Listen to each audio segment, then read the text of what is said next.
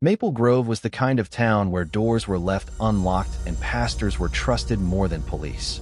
At 6:45 a.m., the bakery lights flicked on. At 7 o'clock, joggers circled Maple Lake. At 8:15, Pastor Daniel Reeves unlocked Havenwood Community Church. Routine meant safety, and Pastor Daniel was routine personified. 13 years in Maple Grove. Baptisms, weddings, grief counseling, addiction recovery programs. He knew everyone's birthdays. He remembered anniversaries. He prayed with the dying. He was the town's moral compass.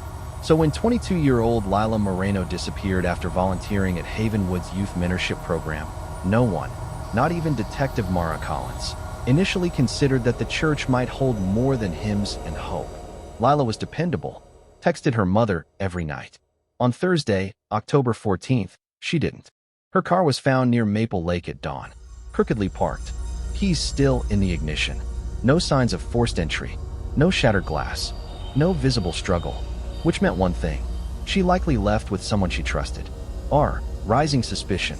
Detective Mara Collins first met Pastor Daniel in his church office. Bookshelves lined with theology, framed scripture verses, a spotless oak desk. "When did you last see Lila?" Collins asked. "Last night," Daniel replied calmly. "After the youth program." "What time?" He didn't hesitate. 9:17 p.m. Collins looked up from her notebook.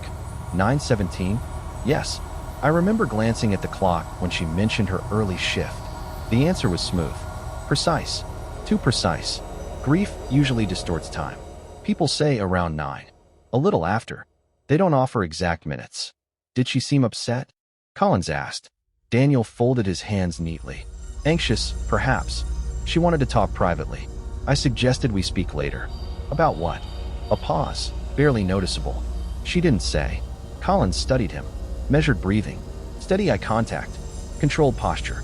If this man was lying, he had rehearsed it. That afternoon, Collins reviewed the church security logs. The alarm wasn't activated until 9:46 p.m., nearly 30 minutes after Lila supposedly left. She returned to question him. "You said you locked up around 9:20. Daniel offered a soft chuckle. "I must have lost track of time. Paperwork does that." "Were you alone in the building?" "Yes." "Did Lila come back inside?" "No." Again, no hesitation.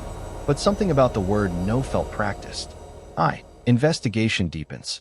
3 days later, Lila's phone briefly pinged near the northern end of Maple Lake before dying completely. Search teams expanded. Divers prepared.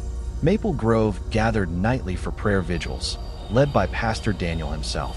"Bring her home safely," he prayed, eyes closed longer than anyone else's. He looked like grief incarnate. Inside, however, his thoughts moved differently. Stay calm. Stay consistent. 9:17. She left at 9:17. He replayed it over and over in his mind like scripture. That number anchored everything. Traffic footage arrived on Collins' desk that same evening. A silver SUV passed Maple Avenue at 10:03 p.m., registered to Daniel Reeves, heading toward downtown, the opposite direction from his home. Collins leaned back slowly. He hadn't mentioned leaving town.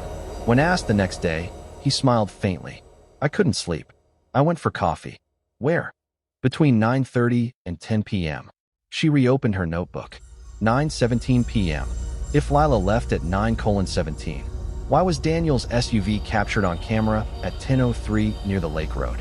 And why had he memorized that minute so carefully? Collins closed the file slowly. Outside, the church bells rang their usual 8:15 chime the next morning. Routine. Safety. Trust.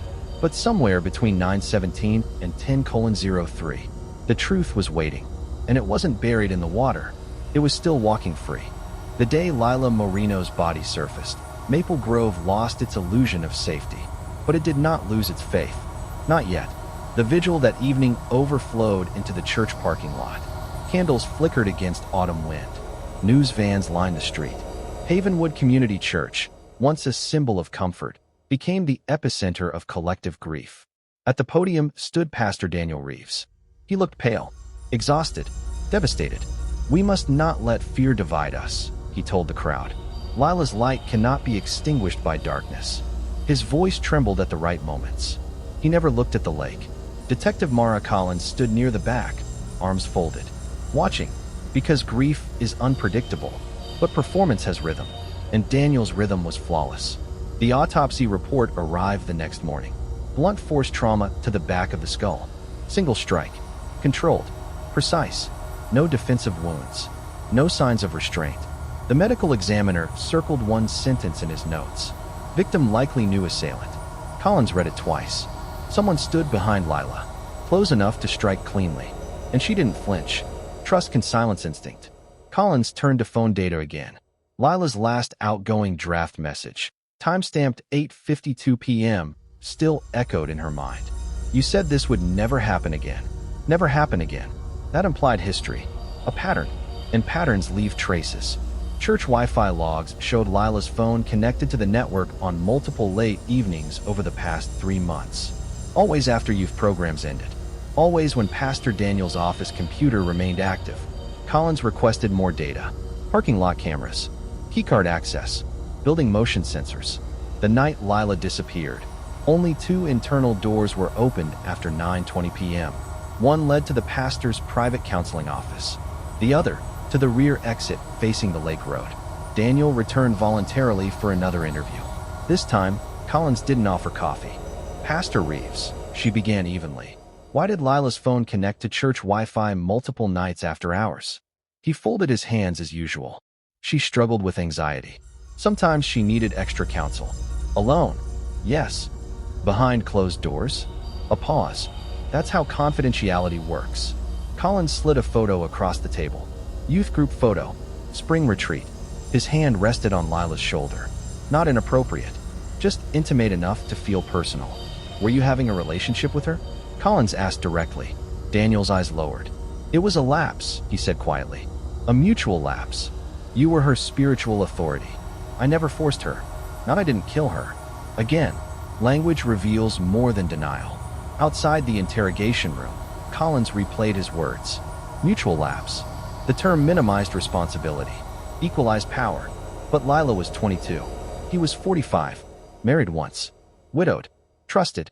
Power imbalance doesn't need force. It thrives on reverence. Forensics returned something new. Search history from Daniel's home laptop. Deleted but recoverable. Legal consequences of clergy misconduct. Reporting sexual exploitation anonymously.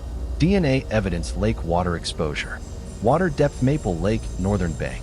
The timestamps clustered within 48 hours before Lila's death. Collins felt the case tightening. Not panic. Preparation. That meant foresight.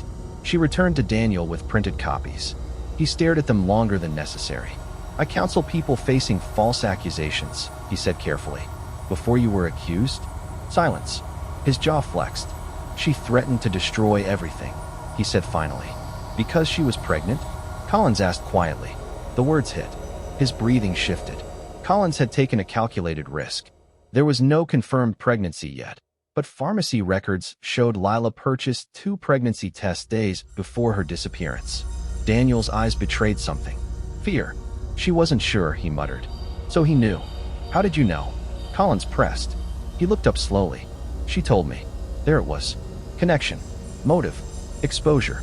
She said she'd go to the elders, he continued, voice shaking. To the press. And what would that do? Collins asked. It would destroy the church. Not it would destroy me. The deflection was instinctive. Inside Daniel's thoughts, another narrative played. 13 years of service. Families restored. Addicts saved. All erased by one accusation. He told himself he wasn't protecting his reputation. He was protecting the community.